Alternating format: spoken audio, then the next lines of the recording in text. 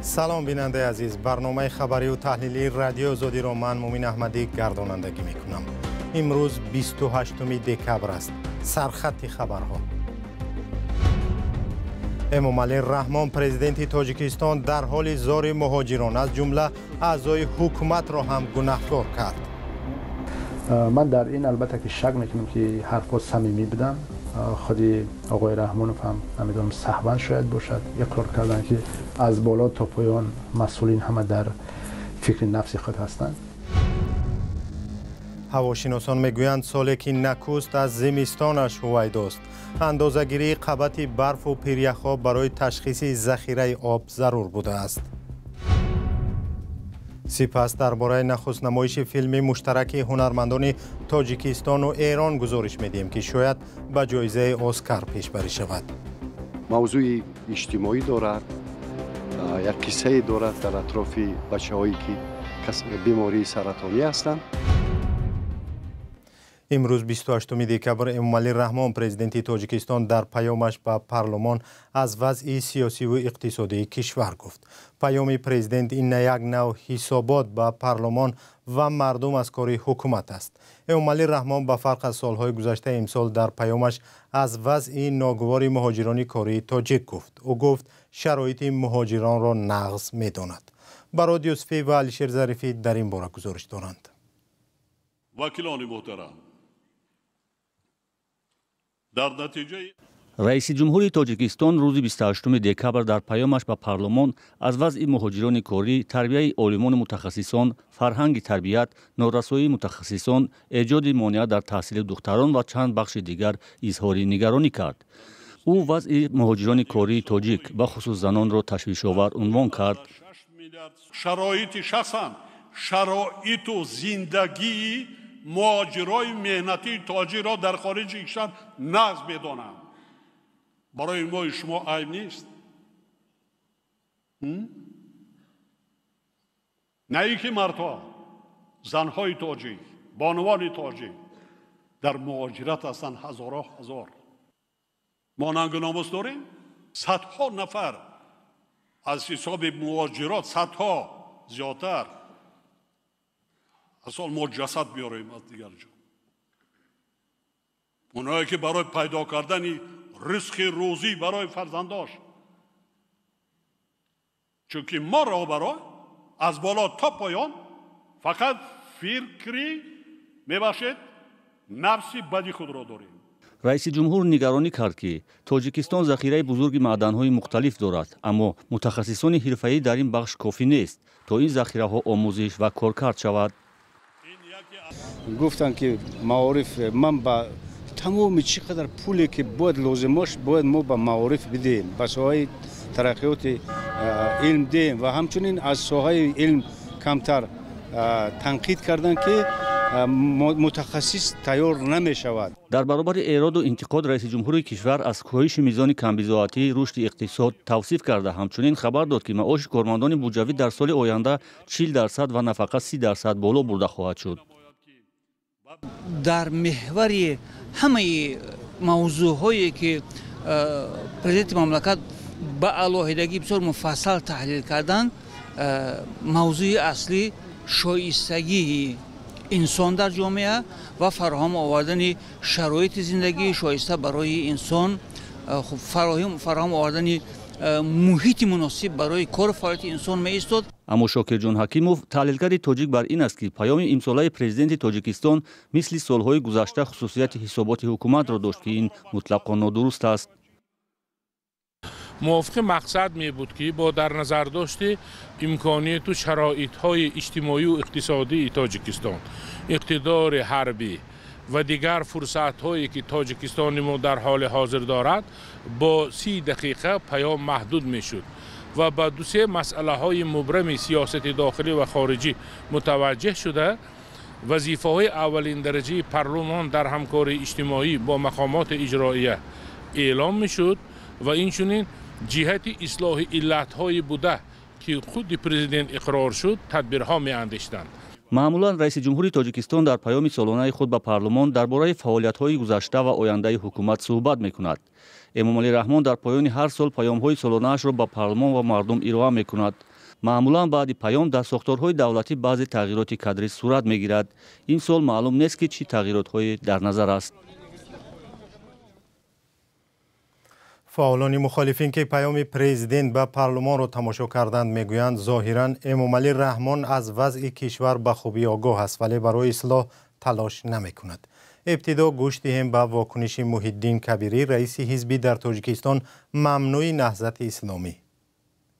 امامعلی رحمان تلاش کرد که با استفاده از این جابجاگذاری رقم‌ها و مقایسه وضع امروزه اقتصادی، سیاسی و اجتماعی تاجیکستان با سالهای جنگ یا حتی با سالهای شوروی به اهالی، به مردم، به شنوندگان، به پارلمان این تصور را به وجود بیارد که گویا تاجیکستان در همه سمت‌ها پیشرفته ایستاده است. امامعلی رحمان در تمام پیشرفت‌های کشور سهم خود را می‌بیند و در تمام مشکلات و کمبودی‌ها دیگران را گناهکار می‌کند. حتی مثلا در قضیه مهاجرین که یکی از مسائل داغ‌ترین جامعه ما هست، فقط با این اکتفا می‌کند که من از مشکلات مهاجرین آگاه هستم. خب از مشکلات مهاجرین تاجیک همه دنیا آگاه است. نمیتواند که پرزیدنت کشور آگاه نباشد. اما به این سوال جواب نمیدهد که برای بازگرداندن مهاجرین تاجیک به وطن چی برنامه دارد.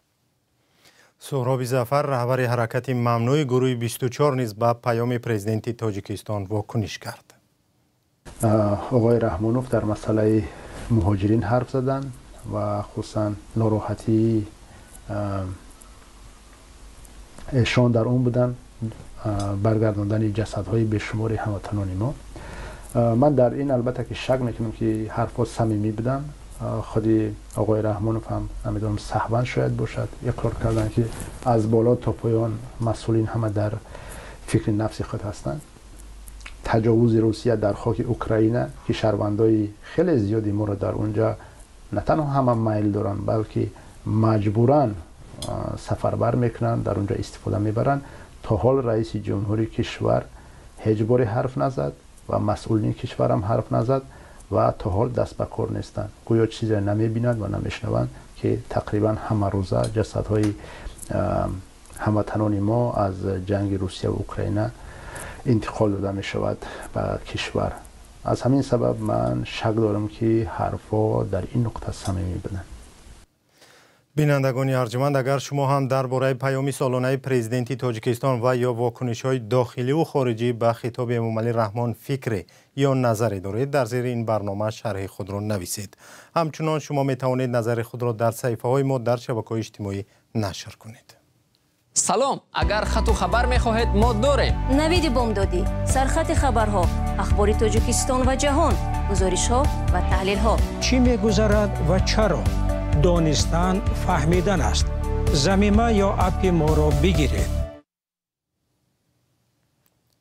برنامه را با گزارش جالبی که به سرنوشت ساکنان کره زمین تأثیر دارد ادامه می‌دهیم. برای کشورهای خشک و گرم مثل تاجیکستان اندازه‌گیری و پیشبینی مقدار برف و آب در کوهستان‌ها فوق‌العاده مهم است. در امریکا که مثل تاجیکستان مردم زیادش از آب پیریخ‌ها استفاده می‌برند، اصول‌های نوی اندازه‌گیری استفاده می‌شود که به اداره درست و با ثمر ذخیره‌های آب مساعدت می‌کند. گزارش صدای آمریکا را در این باره همکارم کیومرثی عطا تقدیم می‌کند. کوهستان کلرادو که ریزش برف در آن در 20 سال گذشته فوق‌العاده کم شده است. عاقبتش هم آبی کمتر برای این منطقه خشکی امریکاست. نوآ مالاچ پژوهشگر پژوهشگاه مسائل آرکتیکا و آلپ در کلرادو است. در ایالات غربی امریکا منابع آب آشامیدنی 60 میلیون نفر از برف و پیریخ است. مالاچ ابزارهای آنلاینی را به کار میبرد که اندازه آب را پیش بینی میکنند که از برف حاصل می شود. رنگ کبودی تیره نشان دهنده برف زیاد و کبودی کم رنگ برفی کم را نشان می دهد. تیم مالاچ با استفاده از عکس‌های ماهواره‌ای، مدل‌های کامپیوتری اندازه‌گیری در محل پیش بینی حجم آب در رودخانه‌ها را دقیق تر کردند. این اطلاع برای مدیریت مجرای آب در نیروگاه‌ها از جمله جمع کردن یا کی سر دادن آن فوق‌العاده مهم است. وقتی پیشبینی دقیق‌تر می شود، استفاده آب هم باثمرتر می شود. یعنی شما آبی زیادتر به شبکه‌های آبرسانی سر می دهید. اصول دیگری اندازه‌گیری قبط برف از هواپیماها است. اصول آژانس کیهانشناسی آمریکا است که اجازت می دهد قبط برف را با لزر از آسمان اندازه بگیرند. وقتی قبط برف تابستان را اندازه می گیرید و از اندازه برفی که زمستان بود کم می کنید، قفسه عمیق برف معلوم می شود. از اندازه‌گیری دستی قبط برف هم اطلاعی ضروری به دست می آید، ولی پژوهشگران برای این گونه اندازه‌گیری نه همه جا رفته می توانند. با تغییر اقلیم و کم شدن آب رودخانه ها، پیشبینی ذخیره های برف و آب که زندگی مردم زیاد به آن وابسته است مهمتر و حیاتی می شود. سینماگران تاجیک و ایرانی تصمیم دارند فیلم مشترکشان را برای دریافت جایزه آمریکایی اسکار پیشنهاد کنند. فیلم هنری میلودی یک قصه تمثیلی اجتماعی است که به سرنوشت کودکان گرفتار سرطان بخشیده شده است. همکارم ارشاد سلیمانی این فیلم را تماشا و در گزارش خلاصه کرده است. فیلم هنری میلودی محصول مشترک ایران و تاجیکستان که اخیراً 25 دکبر نخست نمایش سطح ملی آن در کاخ نوروز دوشنبه برگزار شد، از سوی سینمای تاجیکستان به جایزه اسکار در جشن 2024 می رود. این فیلم از ساخته‌های مشترک شرکت تلویزیونی نمای ایران و تلویزیون دولتی سفینه در تاجیکستان است.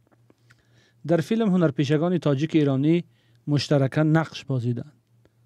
سفر حقداد رئیس اتحادیه سینماگران تاجیکستان که در این فیلم نقش رئیس یک دهه خیالی تاجیکی را در مازندران بازیده است. از این چی خود شدیم که بدون یگان مثلا دخالت به موضوعهای سیاسی و اجتماعی، گرچنده این یک تمثیل اجتماعی است، در شکل یک در نتیجه فیلم تمثیلی یک فیلم تمثیلی است که موضوع اجتماعی دارد، یک قصه دارد در اطراف بچه‌هایی که بیماری سرطانی هستند و همه چیز تابع اون شده. میلودی فیلم هنری تمثیلی و فلسفی و شاعرانه است که عمدتاً در یک دهه جنگلی مازندران ایران و پاره از آن در قلعه حصار تاجیکستان تصویربرداری شده است. قهرمان مرکزی آن جوان دختر با نام میلودی به دنبال درمان کردن کودکان گرفتار بیماری سرطان توسط موسیقی است. صاحبیار طالب، کارگردان جوان، در مورد ارزش هنری فیلم میگوید که این یک فیلم سینمایی است که این گونه فیلم ها دایره خاص بیننده خود را دارند. که هر قدر ما با سینمای جهان توجه زیاد داشته باشیم، سینمای ما پیش می رود، ولی اون تأثیری که سینمای ایران با ما گذاشته میتواند در رشد سینمای تاجیک، این تأثیر رو دیگر جا رسانیده نمیتواند. میلودی با سرمایه گذاری بیشتری جانب ایران و سهمگذاری تاجیکستان ساخته شده است. تا کجا شانس صاحب اسکار شدن این فیلم وجود دارد، خود تهیه‌گران هم پیشگویی کرده نمیتوانند. در تاجیکستان تجربه ساختن فیلم‌های مشترک با ایران در زمان استقلال رسم شده بود، اما در سال 2015 پس از سردی روابط میان دوشنبه و تهران، همکاری‌های فرهنگی نیز به سطح صفر رسیده بود که حالا فیلم میلادی آغاز احیای کارهای سینمایی دانسته می شود. ماموران کمیته دولتی امنیت ملی قرقیزستان در ولایت جلال آباد 2 نورس 16 ساله را دستگیر کردند که به آمادگی به حمله تروریستی متهم می شوند.